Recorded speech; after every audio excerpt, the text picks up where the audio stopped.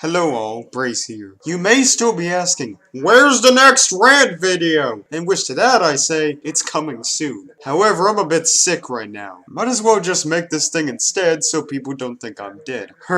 Funny rhyme. As a sort of pilot to an upcoming music review series of mine, Rediscovered Rhythms, I'll review the album covers and give brief thoughts on all 45 of the CDs I have in my possession. Plus one bonus. Oh, and please ignore my babyface self appearing on some images. Ready? Go. Of course, I might as well start with the first CD I ever bought. There's not actually much wrong with the cover until you read the back and discover that they spelled Atjazz as two words. Frick! The compilation itself, though, is quite nice, albeit not very thematic. Nooses are bad. Also, the remixes of the songs are not mentioned whatsoever. Both discs have great mixes, as Sasha and Digweed usually do, but the first disc on my copy is all fucked up, so I'm sad. One of the most confusing looking album covers I have. I originally thought this was a DJ mix by The Orb, and then I thought it was remixes of an artist named Gong Yu. Hypnotic, what was your thought process? However, the material on here is a combination of what I expected. Tribal and psychedelic, but I thought it would be mostly ambient. It wasn't. Still a pretty good remix comp. Postmodernist covers. Otherwise, one of my favorite albums. The classic Two Guys at a Record Store album cover. But what if the album had its sides flipped? Oh wait, DJ Shadow and Mo Wax might get into legal trouble. Right. What praise has not been said for this release? It deserves most of it. A speaker inside a block of silver. Gotta hand it to LCD Soundsystem. Way more appealing than their predecessors, which was just a disco ball. A very fine effort as well, even if tracks like North American Scum have worn off on me due to overplay. Both albums are sweet listens, by the way. The indie pop style cover kinda fits. I'd consider this the seminal chill out pop release. The oldest album in my collection, dating back to 1990. Though this is the 2018 reissue. It does have a beautiful cover, but it looks a little too experimental when most of the songs are accessible. And good. This album, on the other hand, absolutely warrants its trippy cover. Strange and surreal experimental music. Though it was obvious this was made for vinyl if the back of the case is anything to go by. I have no clue why the USA release of this album has such a different cover from the original European version. Also another experimental release, which I find mostly enjoyable. Moby, lay off the crack. You're not even 2 albums in, and you're already letting yourself go. Oh, and by the way, the inner sleeve is nothing but advertisement for the label he was signed to circa 1993, Instinct Records. I'd say that this is an essential listen for those who are curious on Moby's rave roots. Also a bit of his ambient techno stuff too. That weird mess on my jewel case is not what you think it is. This is also not what most versions have as their album artwork. You need to pop the side which leads to the first disc to get that. As for the album itself, I find it good, but I don't love it as some others do. Massive Attack were more woke to anime culture than other trip-hop producers. Contextually, however, it doesn't fit at all. The whole album is just dubby remixes of songs from their 1994 album, Protection, and they're pretty damn good ones also. One of my favorite albums fittingly has one of my favorite album covers. Easily one of the most accessible Altecker releases. And before people debate about the pronunciation of Altecker or Altecker or whoever, oh come on, you're not even trying now. Not even on the spine.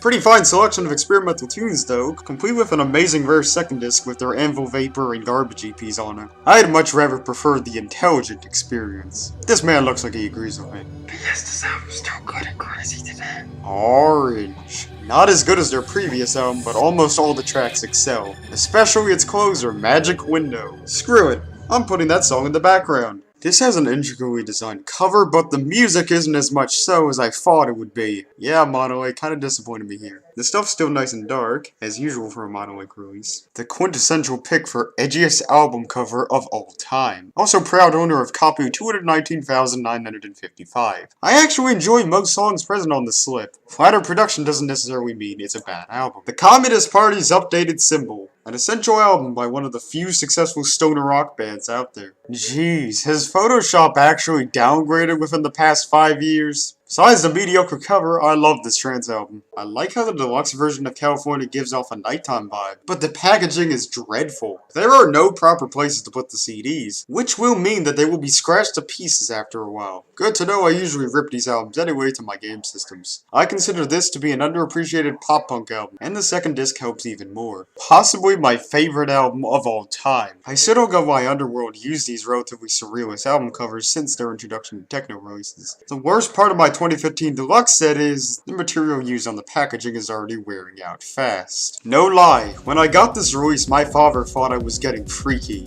He's not hipster enough to get the appeal. There's a decent selection of remixes and a few B-sides, but some fall pretty damn short, like the girl-on-girl revision of Black History Month with Final Fantasy. The second most edgy album cover I have a copy of. Great punky tracks with a bit of ska influence all over, but it could do with a much less obnoxious ending. Na na na na na na na na. Possibly the most barren out of all the album covers in my CD collection. Even with that, this is perhaps their most accessible album to date, and a decent one at that. I think I set the album cover upside down when I took the picture, but forget that. This is a great example of a more acid-infused breakbeat style. The world leader plans suicide and babies run amok. This and the album itself give off the political intentions behind Rise Against. Lots of thrashers on here. Okay, I have a lot to say about Dookie's cover. Most insultingly, some dingus who previously owned my copy cut out the title. Those soccer mom bastards! Oh, and that's not how Contrails work, regardless of how stylized it looks. Despite its age, I love this album. Certainly the release which got pop punk into the mainstream, and pretty much started the genre in the first place. Too contemporary a cover for RDJ, even if it fits, especially that this is one of his hardest releases to get into. I lean towards the drum and bass stuff over the abstract stuff. The cover implies that this is a self-titled best-of compilation. The actual title for it, though, is Collected. Quite beside, this does contain a lot of my favorite songs the group have released. The Arctic and the Sun Collide. The music on here is perfect for that occasion. The third most edgy album cover. I like every song on this release, though I don't completely get the love for Private Psychedelic Real. It's a great track, but still. So,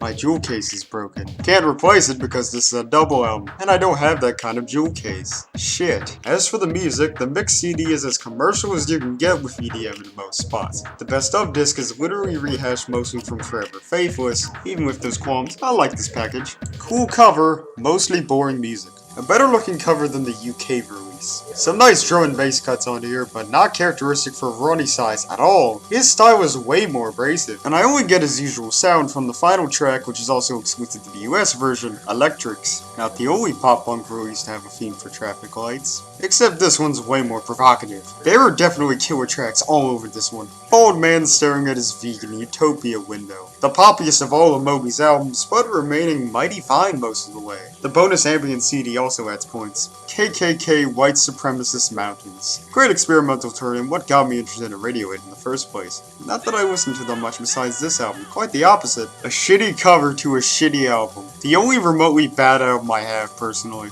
Vaguely new agey look, but it contains some nice indie rock jams. It sadly does not flow too well as an album. I am so going to be crucified for even having this in my possession at all. It does have a horrible cover, but the track listing does have a few diamonds in the rough, like Kill Everybody. Though like most people, I cannot recommend this one. Red Orange Galactic Disco Ball. The title is very apt if you think about it. One of the more underappreciated records from the Chemical Brothers. Beck. I think that just says it all. This album cover is beautiful. The compilation itself, on the other hand, does have its mediocre moments. And finally, my own album. When you lack a printer and want to make an album cover, just cut and slip on some paper which vaguely fits. Oh, and I'm not even gonna comment on the music included. It's nothing but loops from Button Bass. I don't think I can legally sell this thing. Not that I would.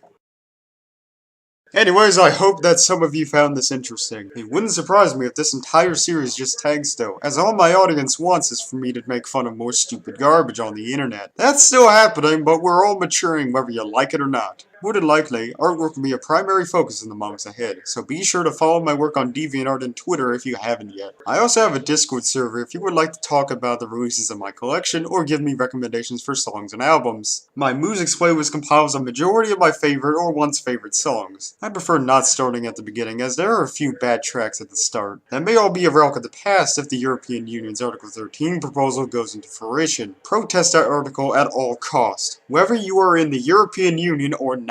Anyways, I'll see you all next time. This is Bracken Neutron signing out.